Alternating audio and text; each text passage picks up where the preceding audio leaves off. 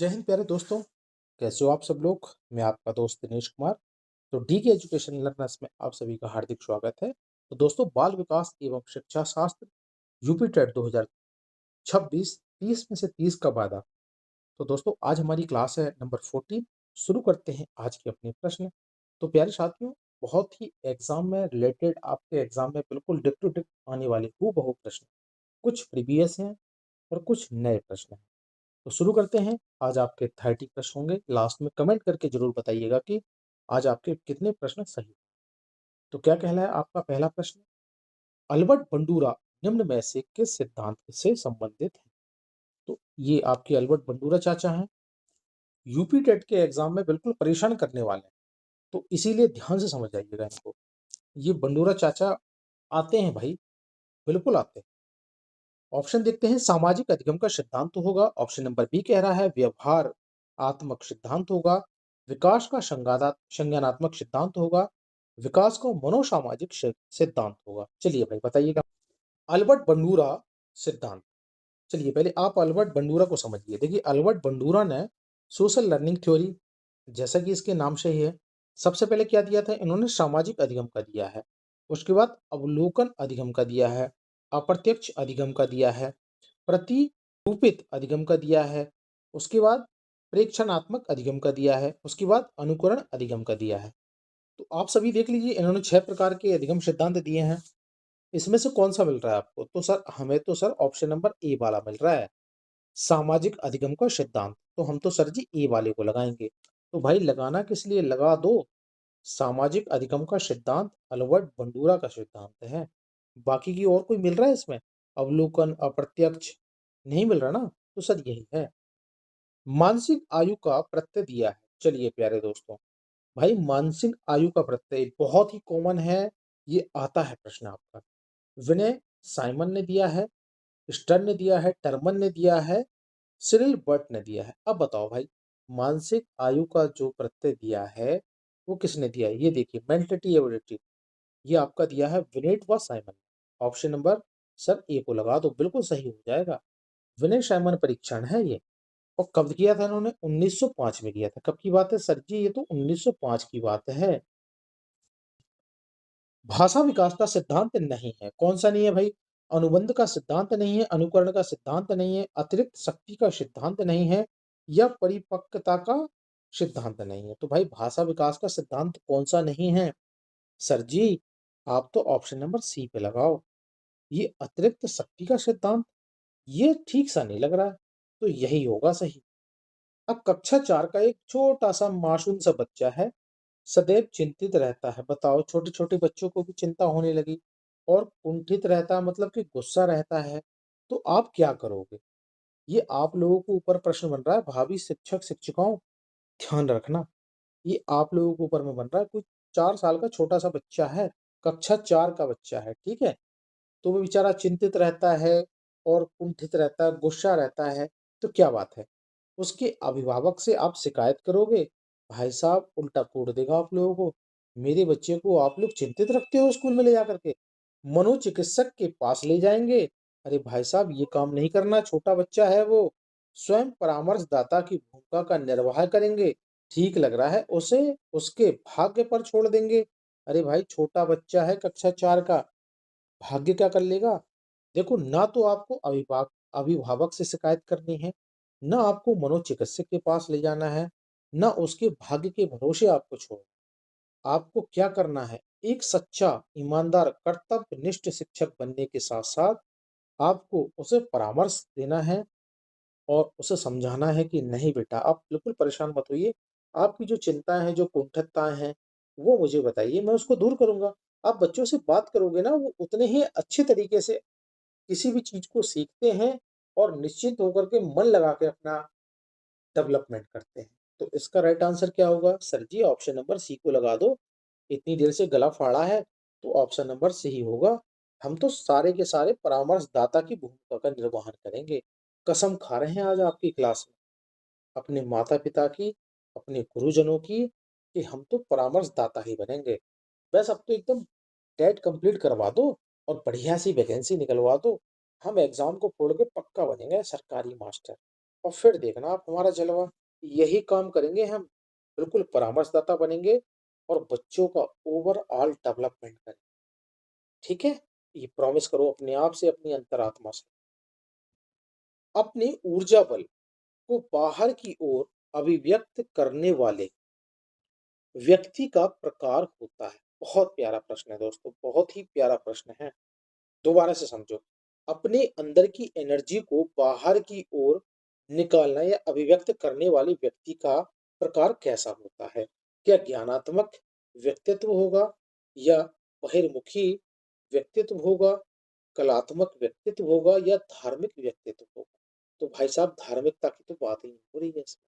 अपने अंदर की एनर्जी को बाहर निकाल रहे हैं तो किसके बारे में हो रहा है? आधे लोग तो बोलेंगे सर ज्ञान निकाल रहा है बाहर, ज्ञानात्मकता को लगा दो। पर भाई साहब ये हो जाएगा आपका गलत। अब कलात्मक, ये क्या कलात्मकता कुछ लग रही है क्या? नहीं। अरे भाई साहब वो एनर्जी को बाहर निकाल रहा है तो क्या कलात्मकता से सोच रहा है क्या? नहीं। अब क्या बचा? वो बहिर्मुखी है।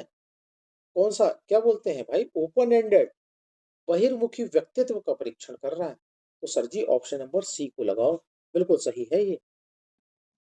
आत्म केंद्रित व्यक्ति होता है। कैसा होता है भाई साहब? वो तो हो गया ओपन एंडेड, ये क्या हो गया? क्लोज एंडेड प्रश्न में आ गया। ठीक है। अरे भाई अंतःमुखी होता है, उभयमुखी होता है, बहिर्मुखी होता है। देखो बहिर्मुखी तो आपको ओपन एंडेड पहले वाले में मिल गया। ये सामाजिक निर्भर होता है, तो भाई साहब ये भी नहीं होता है। आत्म केंद्रित बस अपने बारे में सोचना, मेरा तो सारा काम बढ़िया हो जाए, मेरा तो सिलेक्शन हो जाए, मेरे तो मजे हो जाए, मेरी तो शादी हो जाए, बस अपने बारे मेरे तो सारे काम बढ़िया हो जाए। तो वो क्या होता है? वो आपका अंतर्मुखी होता है। मैं एक ट्रिक के द्वारा समझा रहा हूँ ये। ठीक है, तो ऑप्शन नंबर ए को लगाएंगे सर हम तो सही। व्यक्तित्व के संगठन का स्वरूप है। चलो प्यारे दोस्तों अब बताओ भाई संगठन का स्वरूप कैसा होता है? पढ़ा होगा कि नहीं पढ़ा? पढ़ा होगा भाई। चलिए ऑप्शन पढ़ दो सर। सामाजिक आर्थिक होता है क्या? व्यक्तित्व के संगठन का स्वरूप सामाजिक व आर्थिक ही होता है, मनोवैज्ञानिक व शारीरिक भी होता है, यह सामाजिक राजनीतिक होता है, मनोवैज्ञानिक या आध्यात्मिक होता है? सर जी व्यक्तित्व के संगठन का जो स्वरूप होता है ना, कैसा होता है? वो होता है मनोवैज्ञानिक शारीरिक। सर हम तो ऑप्शन नंबर बी पे लगाएंगे बिल्कुल सही, क्योंकि हमने भी प्रीवियस ईयर पढ़ रखे हैं। तो ऑप्शन नंबर बी को लगाएंगे और अपना एक नंबर लेके जाएंगे आपसे। मूल्यों के वर्गीकरण में सम्मिलित नहीं है, ध्यान रखिएगा, नहीं पूछा है। आध्यात्मिक मूल्य होते हैं, येन केन प्रकारेण धनार्जन का मूल्य होता है, नैतिक मूल्य होता है या सांस्कृतिक मूल्य होता है? भाई मूल्यों के वर्गीकरण में सम्मिलित नहीं है, कौन सा नहीं है भाई साहब? येन केन प्रकारेण धनार्जन का मूल्य। सर ये तो वैसे ही पल्ले नहीं पड़ रहा है, हमें तो गलत सा लग रहा है। तो सर जी गलत पे ही तो राइट लगाना था, तो ऑप्शन नंबर बी हो गया आपका बिल्कुल सही। प्राथमिक स्तर पर मूल्यों की शिक्षा देने की सर्वोत्तम विधि। बहुत प्यारा प्रश्न है दोस्तों, बहुत ही प्यारा। प्राथमिक स्तर पे पूछ रहा है मूल्यों की शिक्षा देने की सर्वोत्तम विधि कौन सी होगी? अरे मूल्यों के महत्व को बताना, क्या इससे काम चल जाएगा? मूल्यों के पालन ना करने पर लाठी डंडे से कूट देना, ये नहीं कर देना दोस्तों। अध्यापक के व्यवहार में मूल्य स्थापन करना या ऑल ऑफ दीस? तो भाई ये तो गलत हो गया, तो ऑल ऑफ दीस भी गलत हो गया। अब आपके पास बचे हैं दो ऑप्शन। मूल्य के महत्व को बताना, बताने से क्या होगा सर जी? करना पड़ेगा। अब देखो, अध्यापक के व्यवहार में मूल्य स्थापन, अपने अंदर लेना, ठीक है, और उसका सही तरीके से संचालन करना। तो सर आप तो ऑप्शन नंबर सी पे लगाओ, बिल्कुल सही है सर, ये तो कसम खा के कह रहा हूँ यही सही है। अगला प्रश्न पूछा है वाणी दोष नहीं है। अरे भाई साहब बोलने वाला दोष नहीं है, यही कह रहा है। कहाँ संस्कृत घुसाड़ देते हो सर आप भी। ध्वनि परिवर्तन और अस्पष्ट उच्चारण। भाई ये तो वाणी दोष लग रहा है, ध्वनि परिवर्तन कर देना और उच्चारण अस्पष्ट उच्चारण कर देना। भाई समझ में नहीं आ रहा हमको तो सर जी, तो गलत हो जाएगा ना भाई ये तो। धीमी या तेज गति से बोलना, इसे भाई उच्चारण दोष नहीं कहा जाता। हकलाना और तुतलाना या तीव्र अस्पष्ट वाणी। अब बताओ भाई क्या होगा इस प्रश्न का सही आंसर है? अरे भाई साहब, वाणी दोस्त तो आपका तीव्र अस्पष्ट वाणी ये भी होगा। हकलाना और तुतलाना तो ये भी हो गया ना। सर जी, हमारे पास तो एक ही ऑप्शन बच रहा है। हम तो धीमे भी बोलते हैं और आपकी तरह तेज भी बोलते हैं। तो भैया जी, यही तो आपका वाणी दोष नहीं है। बाकी तो तीनों में वाणी दोष दे रखा है। तो सर, ऑप्शन नंबर बी पे लगाओ और हमारा एक नंबर हमको देखे जाओ। सीखने का सर्वाधिक उपयुक्त अर्थ क्या है? चलो भाई बताओ। अरे, कौशल अर्जन करना होता है, ज्ञान अर्जन करना होता है, व्यवहार में परिमार्जन करना होता है, या व्यक्तिक समायोजन करना होता है? अब बताइए भाई, सीखने का सर्वाधिक उपयुक्त अर्थ आपका क्या बनेगा? अरे भाई साहब, आप तो व्यवहार में ना परिमार्जन कर दो। हम तो इसी को आंसर मान लेंगे। ऑप्शन नंबर सी हो गया आपका सही। सामाजिक प्रत्याशाओं के अनुरूप व्यवहार की योग्यता का अधिगम सामाजिक विकास कहा जाता है। अब भाई, ये कथन किसने किया है?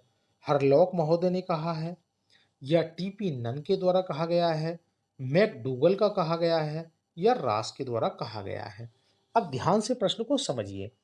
सामाजिक प्रत्याशाओं के अनुरूप व्यवहार की योग्यताओं का अधिगम सामाजिक विकास कहा जाता है। तो ये भाई साहब लॉक कर दो इस बात को क्या कर दो आप? लॉक कर दो।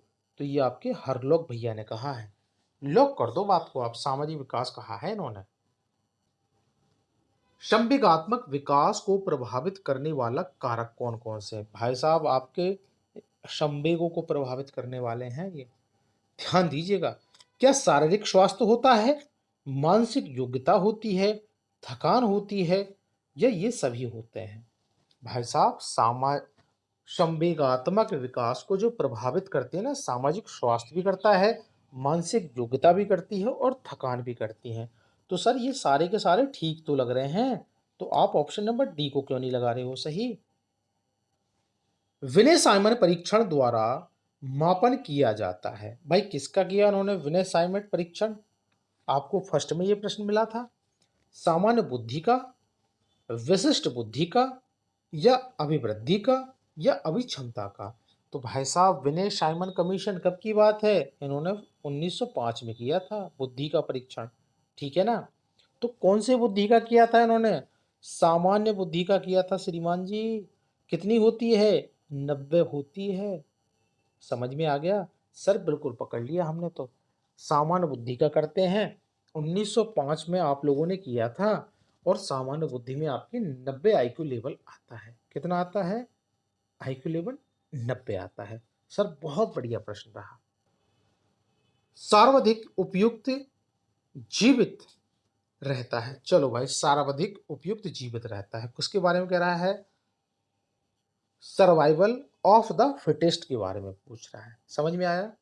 सर्वाइवल ऑफ द फिटेस्ट के बारे में पूछ रहा है। अब भाई साहब, ये जो सिद्धांत है, ये जो परिभाषा है, ये जो वक्तव्य है, किसने कहे हैं?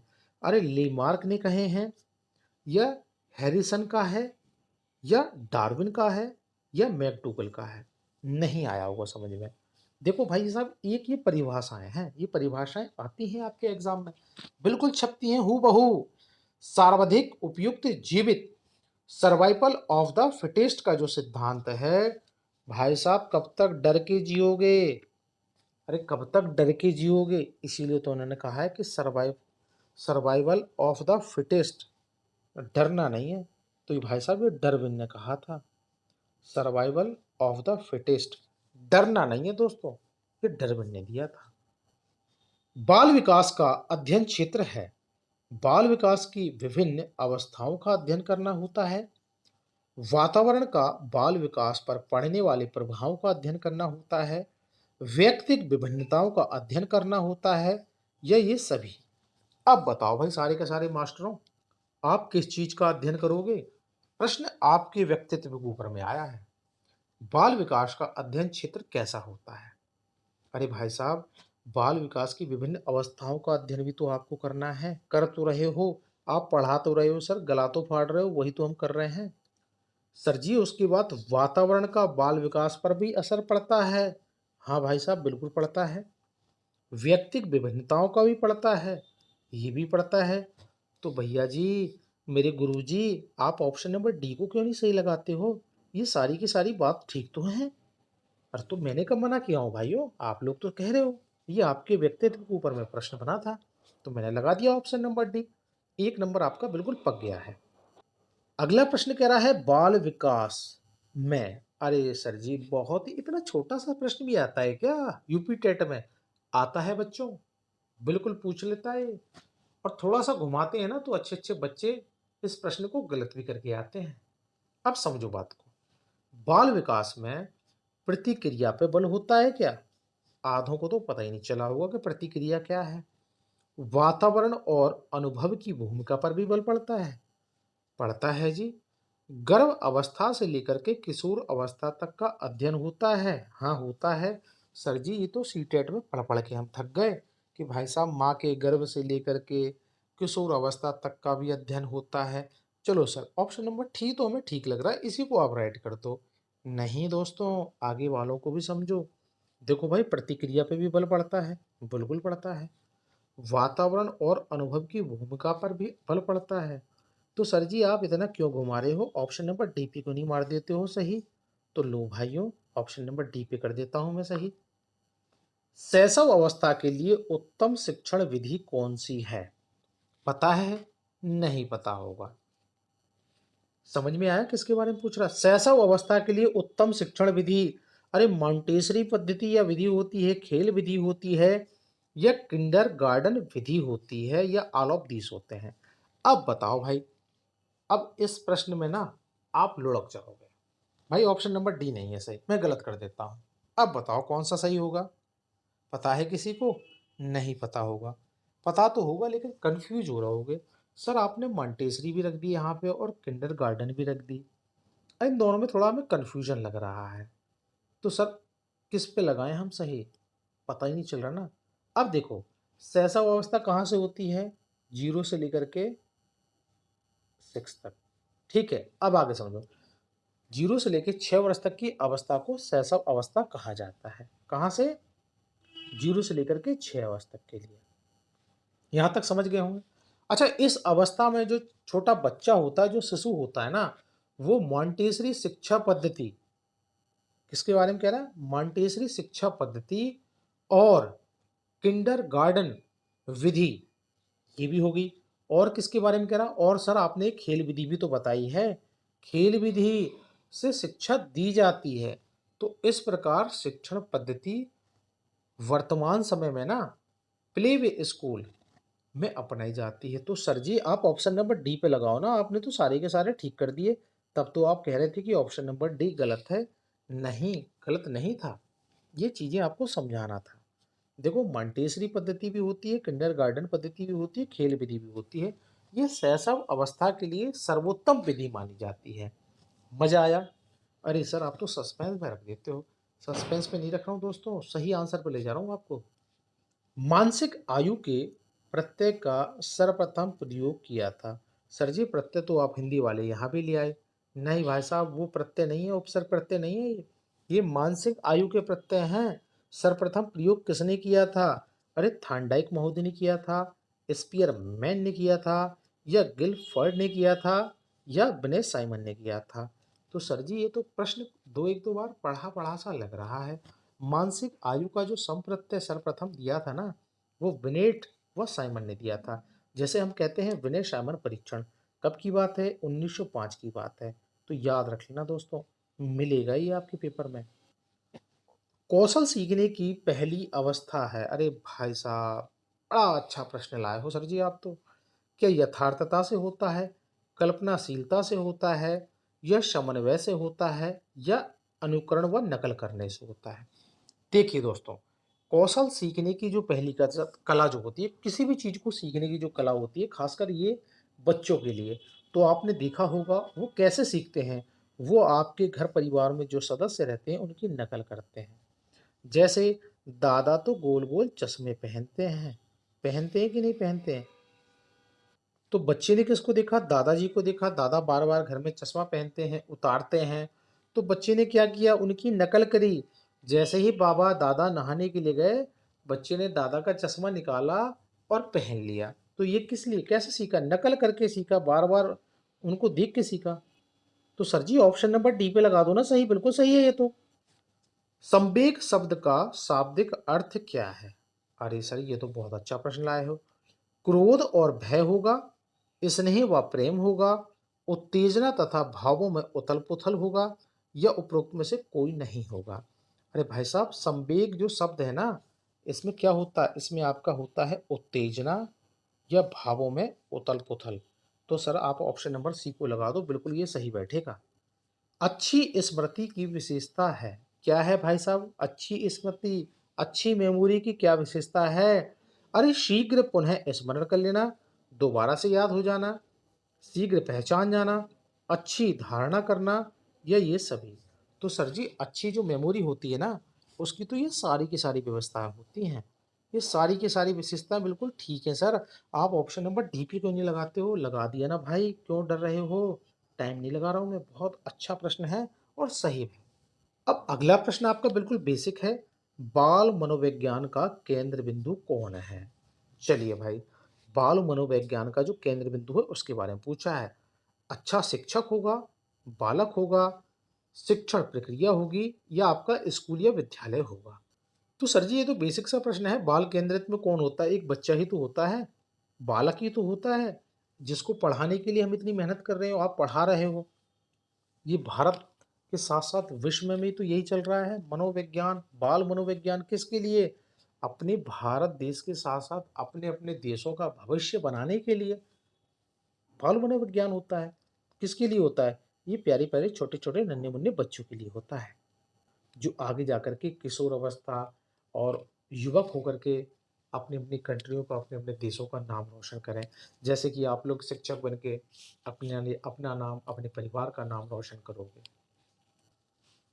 बाल मनोविज्ञान के आधार पर कौन सा कथन सर्वोत्तम है? चलिए सर जी इसको तो हम चुटकी में उड़ा देंगे। सारे बच्चे एक जैसे होते हैं। चलो भाई, कुछ बच्चे एक जैसे होते हैं, कुछ बच्चे विशिष्ट होते हैं, प्रत्येक बच्चा विशिष्ट होता है। तो सी टेट ने आपको ये प्रश्न बता दिया होगा भाई। ये शिक्षण विधियों से प्रश्न बना है। बाल मनोविज्ञान के आधार पर कौन सा कथन सर्वोत्तम, ठीक है या अच्छा है? तो सर जी हमने तो यही सीखा है आज तक। जो प्रत्येक बच्चे होते हैं ना, सारे बच्चे होते हैं, वो सब एकदम स्पेशल हैं, स्पेसिस हैं और विशिष्ट हैं। तो ऑप्शन नंबर डी पे लगाओ आप सही। चिंतन संज्ञानात्मक पक्ष में एक मानसिक क्रिया है। कौन सी क्रिया है भाई साहब? मानसिक क्रिया है। यह कथन दिया है, अरे डीवी, जॉन डीवी ने दिया है, गिलफर्ट के द्वारा दिया है, क्रूज के द्वारा दिया है, या रॉस ने दिया है? चिंतन संज्ञानात्मक पक्ष में एक मानसिक क्रिया होता है, ये रॉस महोदय ने दिया है। ऑप्शन नंबर डी को लगाओ सर सही, बिल्कुल सही बैठेगा ये। शारीरिक वृद्धि और विकास को कहते हैं, क्या कहते हैं भाई? शारीरिक वृद्धि करा दी और विकास भी करा दिया। तत्परता कहते हैं, अभिवृद्धि कहा जाता है, गतिशील कहा जाता है, या अनुवांशिकता कहा जाता है? अरे शारीरिक वृद्धि और विकास को अनुवांशिकता कहेंगे क्या? नहीं सर, ऐसा तो ठीक सा नहीं लग रहा हमें। गतिशीलता हो सकता है, तत्परता ये नहीं होगा। तो उसे क्या कहेंगे भाई साहब? उसे अभिवृद्धि कहेंगे। सर जी ऑप्शन नंबर बी पे लगाओ, बिल्कुल सही है ये तो। सीखना है, सीखना क्या है भाई? व्यवहार में परिवर्तन करना होता है, अनुभव तथा अभ्यास का परिणाम होता है, व्यवहार में अपेक्षाकृत स्थायी परिवर्तन होता है, ये सभी होता है। भाई सीखना क्या है? देखो आपके व्यवहार में परिवर्तन होता है, बिल्कुल सही बात। अनुभव तथा अभ्यास का परिणाम भी होता है, व्यवहार में अपेक्षाकृत स्थायी परिवर्तन भी होता है। तो सर आप ऑप्शन नंबर डी को क्यों नहीं लगा रहे हो सही? अरे भाई लगा तो दिया, यही तो है सही। हम कब कह रहे हैं कि ये गलत है? ये तो सही है, अपना नंबर लेके जाओ आप। अब सीखने का नियम किसने दिया है? पढ़ रखा होगा, फ्रेशर बच्चों को नहीं पता होगा, पुराने बच्चों को पता होगा। सीखने का जो नियम दिया है, पावलॉक ने दिया है, स्किनर ने दिया है, थांडाइक ने दिया है, या कोहलर ने दिया है? अब बताओ भाई किसने दिया है? बताइए, आंसर बताइए किसने दिया है? अरे भाई साहब, सर जी ये थांडाइक नाम के जो व्यक्ति है ना, ये बहुत चालाक आदमी थे। ये किसी को भी पकड़ के ना इनका सब परीक्षण कर लेते थे। तो सीखने का जो नियम है ना, वो ऑप्शन नंबर सी, थांडाइक ने दिया था। एडवर्ड थांडाइक ने दिया था। अच्छा ये कहाँ के हैं? ये यूएसए के हैं। कहाँ के हैं? यूएसए के हैं। मनोवैज्ञानिक थे। ठीक है ना भाई। इन्होंने क्या काम किया था, जो भी इनको मिलता था ना पकड़ लाते थे। पशु हो गया, पक्षी हो गया, जिसको भी लेना है उन्होंने पकड़ लेना और उन पे ना एक्सपेरिमेंट करते रहना। इन्होंने कौन कौन से दिए भाई सीखने के नियम, इन्होंने तत्परता का नियम भी दिया था, प्रभाव का भी नियम दिया था, और अभ्यास का भी नियम इन्हीं का है, थांडाइक महोदय का। बड़े खतरनाक आदमी थे भाई साहब। कोई भी पशु पक्षी मिल जाए पकड़ लेना और उस पर अनुप्रयोग करते रहना। तो ऑप्शन नंबर सी को लगाओ सर आप राइट। और अगले क्वेश्चन पे चलो, हमें तो डर लग रहा है इनसे। किस मनोवैज्ञानिक ने सीखने की सामग्री के रूप में निरर्थक शब्दों का प्रयोग किया है? भाई निरर्थक शब्दों का प्रयोग किसने किया है? प्रश्न कुछ अटपटा सा लग रहा है ना। हाँ सर, प्रश्न कुछ समझ सा नहीं आया। चलो ऑप्शन पढ़ते हैं। विलियम जेम्स होंगे, स्किनर होंगे, एबी घोष होगा, या वाटलेट होगा। देखो भाइयों, ये एक परिभाषा है। किस मनोवैज्ञानिक ने सीखने की सामग्री के रूप में निरर्थक शब्दों का प्रयोग किया? तो ये बस ये बेसिकली पूछा है। तो आपको पता है ये एबिक हॉस ने दिया है, एबिक हॉस ने दिया है। Option number C. ये पता नहीं होगा शायद आप लोगों को, थोड़ा सा ठीक ठाक लेवल का प्रश्न है। चलिए, एबिक हॉस एक मनोवैज्ञानिक थे, ये तो पता होगा। भाई इन्होंने निरर्थक शब्दों का प्रयोग सीखने की सामग्री के रूप में प्रयोग करने को कहा है। भाई जैसे कि कोई भी ट्रिक ले लो, कोई भी निरर्थक चीज ले लो, कहीं से भी उठा के आप उसको ट्रिक बना के दे दो, तो वो किस लिए काम में आती है? वो सीखने के लिए काम में आ रही है ना। तो भाई उनके अनुसार, ये इन चाचा के अनुसार, निरर्थक शब्दों के प्रयोग से धीरे धीरे आप चीजों को समझ जाते हो ना। भाई मैं ट्रिक बनाता हूँ, आपको बताता हूँ, आप लोग पकड़ लेते हो। तो वैसा ही उन्होंने ये काम किया था। वो धीरे धीरे उस चीजों को सार्थक शब्दों में परिवर्तन कर देते हैं और समझा देते हैं। कैसे?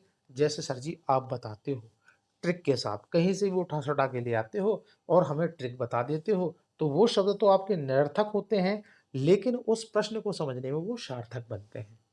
ओके। तो वैसे ही एबिक हास चाचा थे, इन्होंने भी यही काम किया था समझाने के लिए। निम्न में से कौन सा मत अंतर्दृष्टि द्वारा सीखने की व्याख्या करता है? बहुत प्यारा प्रश्न है सर। अंतर्दृष्टि द्वारा मनोविश्लेषणवाद का होगा, संबंधवाद का होगा, व्यवहारवाद का होगा, या गेस्टवाल्ट का होगा? आप बता दो भाई। ये ना जूनियर लेवल का जब पेपर आता है ना यूपी टेट का, तोते उड़ा देता है ये। इतने हार्ड शब्दों, इतने कठिन शब्दावलियों का प्रयोग करता है ना ये वाकई में अंदर तक हिला देता है। तो ये तो मैं प्राइमरी को आपको समझा रहा हूँ। जब अपर प्राइमरी में आप पाओगे ना, आप भी बोलोगे सर कहाँ से उठा के लाए हो ये प्रश्न। चलो फिलहाल इसको समझो, क्योंकि हमें इजी से मॉडरेट होती हुए हार्ड पे चलना है। ठीक है। तो क्या होगा भाई? अंतर्दृष्टि द्वारा सीखने का व्याख्या करता है, मनोविश्लेषणवाद के द्वारा होता है, संबंधवाद का होता है, व्यवहारवाद का होता है, या गेस्टाल्टवादियों का होता है? अब बताओ भाई। ये आपका होगा गेस्टाल्टवादी। अच्छा, ये कहाँ के थे? ये सारे के सारे जर्मनवादी थे। कहाँ के थे? ये जर्मन वैज्ञानिक थे। ठीक है भाई साहब, ये कोई भी पशु पक्षी को पकड़ लाते थे। इन्होंने एक चिंपांजी सुल्तान को पकड़ लाया, उन्होंने उस पर अनुप्रयोग कर दिया। तो समझ में आ गया, ये गेस्टाल्टवादी हैं सारे के सारे। जर्मन वैज्ञानिक गेस्टाल्टवादी हैं सारे के सारे। सीखने की प्रक्रिया में सीखने का स्थानांतरण हो सकता है। चलिए भाई, सकारात्मक होगा, शून्य होगा, नकारात्मक होगा, या से ऑल ऑफ दीस? अब बताओ भाई। बहुत ही प्यारा प्रश्न बना है। अरे भाई, सीखने की प्रक्रिया में सीखने का स्थानांतरण हो सकता है। देखो भाई, पॉजिटिव भी हो सकता है, ठीक है, और आपका निगेटिव भी हो सकता है, और आपका नकारात्मक भी हो सकता है। तो भाई साहब ऑप्शन डी पे लगा दो, ये सभी प्रकार का हो सकता है। भाई आप लोगों में से कोई ऐसे बच्चे होंगे जो एक बार पढ़ोगे तो आपको समझ में आ जाएगा, तो वो हो गया सकारात्मक। एक ऐसे होंगे जिनको पता ही नहीं चल रहा होगा कि क्या है। जो आप लोग कुछ कुछ शब्दों को पढ़ोगे ना तो पिछले वालों को भी भूल जाओगे। और एक ऐसा होगा कि सर आप तो पढ़ा ही रहे हो, हमें तो पता ही नहीं चल रहा। तो कैसे मिल गए? सारे प्रकार के मिल गए। तो ऑल ऑफ दीस हो गया इसका सही आंसर। अभिप्रेरणा का वर्गीकरण होता है। चलिए भाई, अभिप्रेरणा, अरे भाई साहब, क्या सर आप भी इतने खतरनाक से नाम ले देते हो ना, हमारा ना ध्यान भटक जाता है। अभिप्रेरणा कितनी अच्छी है, वाह। अबे इधर आओ, क्लास में आओ, कहाँ चले गए तुम लोग? स्वाभाविक और कृत्रिम होती है, कम महत्वपूर्ण तथा अधिक महत्वपूर्ण होती है, जन्मजात तथा अर्जित होती है, या अभिप्रेरणा तथा प्रलोभन होता है? सर जी, आज तो आपने ना कायल कर दिया इस प्रश्न को ला करके। अभिप्रेरणा जो उस मोहल्ले में रहती थी, उसके बारे में कह रहे हो क्या? अबे कहाँ जा रहे हो तुम लोग? गलत जगह पे मत दिमाग लगाओ। इस वाली अभिप्रेरणा पे आ जाओ। कैसी है ये? कैसी है भाई साहब ये अभिप्रेरणा कैसी है? अच्छा, ये अभिप्रेरणा किसने दिया था? ये मैस्लो ने दिया था, पता है आपको? नहीं पता होगा। अभिप्रेरणा जो है अब्राहम मैस्लो के द्वारा है। समझ लो पहले इसको। मैस्लो भैया ने दी थी ये, ठीक है? इन पे रुकी नहीं, इनसे भाग गई है अभिप्रेरणा। अच्छा, अभिप्रेरणा के अंतर्गत क्या क्या आता है? ये जन्मजात होती है, जैसे भूख, प्यास, विश्राम करना, सो जाना। अब आप उसको अर्जित कैसे करते हो? अर्जित कैसे मतलब कि आप इसे कैसे संचित करते हो? ये सामाजिक होती है, आपके इंटरेस्ट रुचि के हिसाब से होती है, और आपकी प्रतिष्ठा के हिसाब से भी होती है। अब स्वाभाविक में कैसी होती है? जैसे कि आपका खेलना, सुख प्राप्त करना। और कृत्रिम कैसी होती है? बनावटी। ये पुरस्कार, दंड देना, ठीक है? समझ में आ गया? ये अब्राहम मैस्लो के द्वारा अभिप्रेरणा के बारे में बताया था। मिलेगा प्रश्न आपके एग्जाम में, फिर नहीं कहना मास्टर जी कहाँ फंसा दिया। अब्राहम मैस्लो से अभिप्रेरणा का संबंध है, ऐसे ही रख देगा डायरेक्ट डायरेक्ट प्रश्न, भूल जाओगे आधे से आधे। तो कैसी होती है? मैंने आपको पहले बताया ना, अभिप्रेरणा तो सर बहुत ही अच्छी थी और बहुत ही अच्छी होती है। ये तो जन्मजात भी होती है और अर्जित भी हम इसको कर सकते हैं। समझ में आया? आ गया होगा। अब जन्मजात में कैसी होती है? अरे जन्मजात में तो सर भूख भी लगती है हमको। क्या लगती है? भूख भी लगती है ना? और क्या लगती है हमको? और तो सर हमको प्यास भी लगती है, ठीक है? और कैसी होती है? और हमें निद्रा भी लगती है, ठीक है? नींद भी आती है। अच्छा, अब अर्जित कैसे करोगे? अर्जित आप कैसे करोगे पता है आपको? नहीं पता? अर्जित कैसे करना है आपको? अरे भाई साहब, आपको पुरस्कार पा करके करना है, ठीक है? अपना यूपी टेट में सिलेक्शन लेकर के सुपर टेट में सिलेक्शन लेके करना है, ठीक है? तो आई होप यू क्लास आपको अच्छी लगी होगी। आज 30 क्वेश्चन थे, और लास्ट में कमेंट करके बताना कि सर क्लास कैसी लगी। भाई तभी मज़ा आएगा। एंजॉय के साथ, एंटरटेनमेंट के साथ पढ़ते रहो, सारी चीज़ें क्लियर हो जाएंगी। प्रेशर लेने की ज़रूरत नहीं है, टाइम है हमारे पास। आप डेली प्रैक्टिस सेट लीजिए, इंजॉयमेंट के साथ पढ़िए, एंटरटेनमेंट के साथ पढ़िए। तो टेक केयर, बाय बाय। और हाँ, ये मेरे प्यारे प्यारे विद्यार्थी हैं ना जो चुपके से देख लेते हैं और उनको कमेंट करने में उनकी उंगलियां दर्द हो जाती हैं, तो ध्यान रखना दोस्तों। आगे मास्टर बनने के बाद ना लिखना भी पड़ेगा बहुत ज़्यादा। तब उस समय भी नहीं कहना कि सर हमारी उंगली दर्द हो रही है। अभी कमेंट करने में प्रॉब्लम हो रही है तो लिखना पड़ेगा।